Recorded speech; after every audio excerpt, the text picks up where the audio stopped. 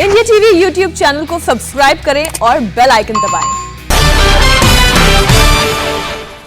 नमस्कार, मैं हुसैन रिजवी। दिल्ली से इस वक्त की बड़ी ब्रेकिंग न्यूज। दिल्ली के LNJP अस्पताल की ऑक्सीजन सप्लाई चेन पर भी संकट मंडरा रहा है। बड़ी बात यह है कि यहां भर्ती गंभीर मरीजों को हर मिनट 40 से 50 लीटर ऑक्सीजन की जरूरत है। अस्पताल के MD डॉक्टर सुरेश कुमार के मुताबिक LNJP में सभी ICU बेड फुल हैं। 4 से 5 दिनों से LNJP के सभी ICU बेड फुल चल रहे हैं और यहां पर भी ऑक्सीजन का संकट गहरा रहा है। हर मिनट 40 से 50 लीटर ऑक्सीजन की जरूरत पड़ रही है। ज़्यादा संक्रमण के केसेस रोज आ रहे हैं और ये ऐसी स्थिति आज से पहले कभी पिछले साल भी कोविड हुआ था, पर ये इतने ज़्यादा केसेस इतने जल्दी आ जाएंगे ऐसा अनुमान किसी भी डॉक्टर को या किसी भी जो साइंटिस्ट हैं उनको नहीं था।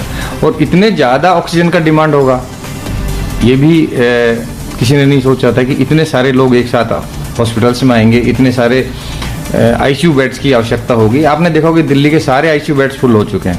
हमारे यहाँ पे 1500 बेड्स हैं और उसमें 400 ICU बेड्स हैं, वो 4-5 दिन से लगातार भरे हुए हैं। और ऑक्सीजन की जो प्रॉब्लम है सप्लाई चेन की, आप सब लोगों को पता है कि ऑक्सीजन भी कई बार हमारे पास 4-4 घंटे की ऑक्सीजन रह जाती है और फिर टैंकर आता है। तो ऑक्सीजन के लिए पूरी रात हमें जागना पड़ता है और स्ट्रगल है हमारे लिए बहुत ज़्यादा। ये एक संकट की घड़ी है।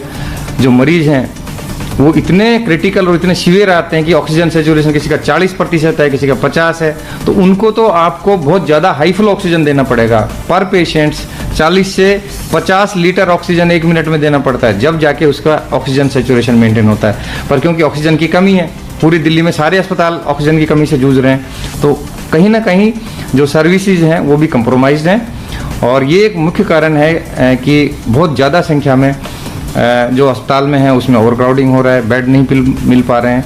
हमारे बेड आज की डेट में जो भी बेड्स हैं सारे के सारे फुल हैं और कैजुअल्टी में अभी भी 35 पेशेंट वेटिंग में हैं हमारे। जैसे कोई बेड होगा हम कैजुअल्टी से उसको वार्ड में शिफ्ट करेंगे। तो ये स्थिति है। ये मैंने 30 साल के अपने करियर में कभी ऐसी विपदा या इतनी क्राइसिस नहीं देखी कि इलाज तो जो दवाइयाँ हैं उसका भी कमी है और ऑक्सीजन की भी जो सप्लाई चेन है वो भी बहुत ज़्यादा कंप्रोमाइज हो चुकी है।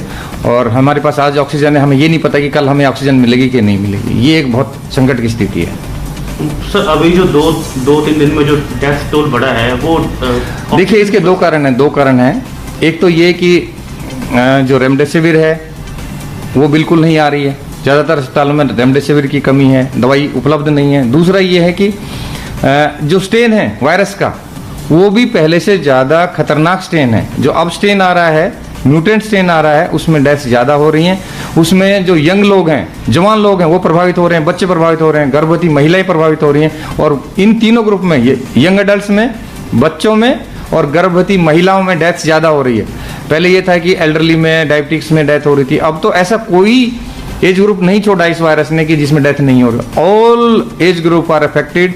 बहुत सीवियर इन्फेक्शन होता है, बहुत सीवियर कमी होती है ऑक्सीजन की और उसका परिणाम ये होता है कि पेशेंट्स को यदि ICU बेड नहीं मिल पाता है तो मरीज की मृत्यु हो जाती है।